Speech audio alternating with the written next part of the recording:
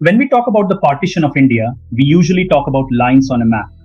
Radcliffe Line, Punjab, Bengal, refugees, violence. But rarely do we talk about something far more radical.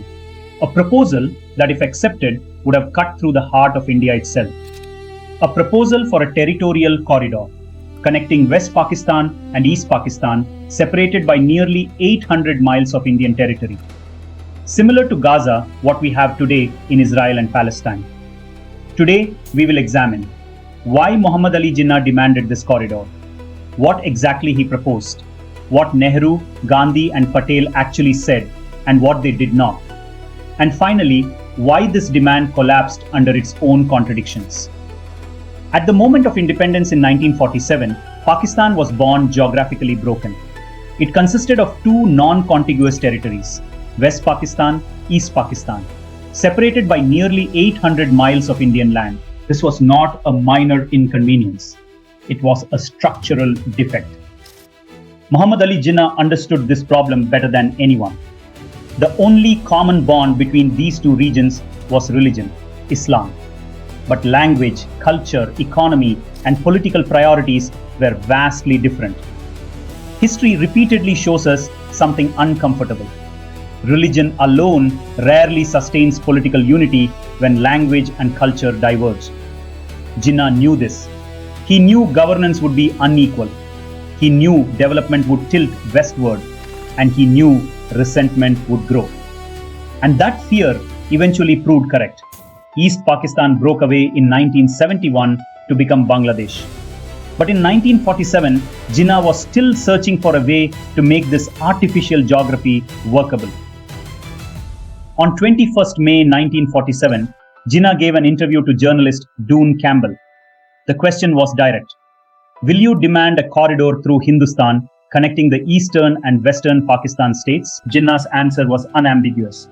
Yes. This was not casual talk.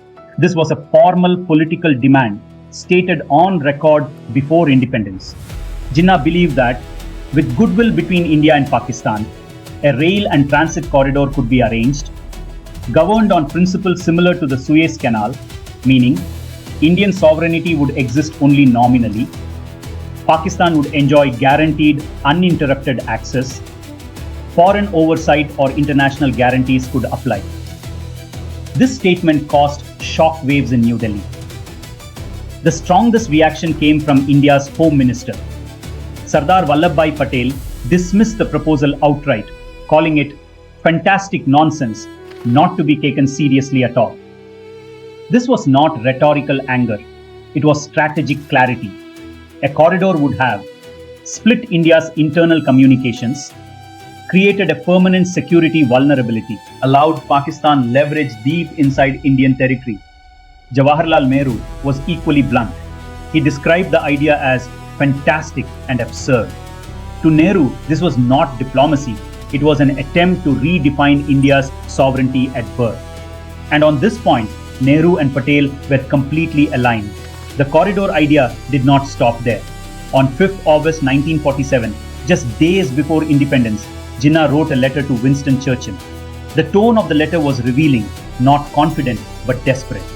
Jinnah proposed retaining undivided Punjab and Bengal, creating a deep corridor through UP and Bihar, linking Lucknow, Gorakhpur and Chapra, absorbing Muslim populations into this corridor, creating a separate corridor for Hyderabad connecting Pakistan via sea. This was not merely a corridor, it was a complete redrawing of India's internal geography, and crucially, Britain no longer had the power to impose this. Churchill was in opposition, not government. Prime Minister Clement Attlee was already hostile to Jinnah. This letter was never acted upon. Historians agree the proposal was unworkable, impractical, and politically dead on arrival. Now we come to the most misused part of this story. There is widespread misinformation claiming that Gandhi supported the corridor. Gandhi planned to negotiate it. Gandhi's assassination was linked to this issue. Let us be absolutely clear. There is no credible historical evidence that Mahatma Gandhi ever supported the corridor, negotiated for it, endorsed territorial concessions of this nature. Gandhi advocated protection of Muslims in India, communal harmony, non-violence. But evidence-wise, it is also proven that Gandhi did appease Muslims against the interests of Hindu, but not territorial dismemberment. Claims linking Gandhi's assassination to the corridor proposal are post facto fabrications, popularized by social media misinformation, unsupported by primary sources. The corridor failed for four fundamental reasons. Number one, strategic suicide for India. No sovereign state would allow a foreign corridor through its core territory. Number two, British power had collapsed. There was no imperial authority left to enforce it. Number three, Indian political unity. Patel and Nehru stood firm. No ambiguity, no compromise. Number four, Jinnah's own inconsistencies. The proposal kept expanding, becoming more unrealistic with time. Eventually, Jinnah abandoned the demand. The corridor proposal tells us something important. It shows that partition was not a clean solution. Even its architects knew that. Jinnah understood Pakistan's geographic weakness, but tried to solve it by exporting instability into India. That attempt failed, not because of hostility, but because sovereignty has limits that no goodwill can erase. History becomes dangerous when myth replaces evidence.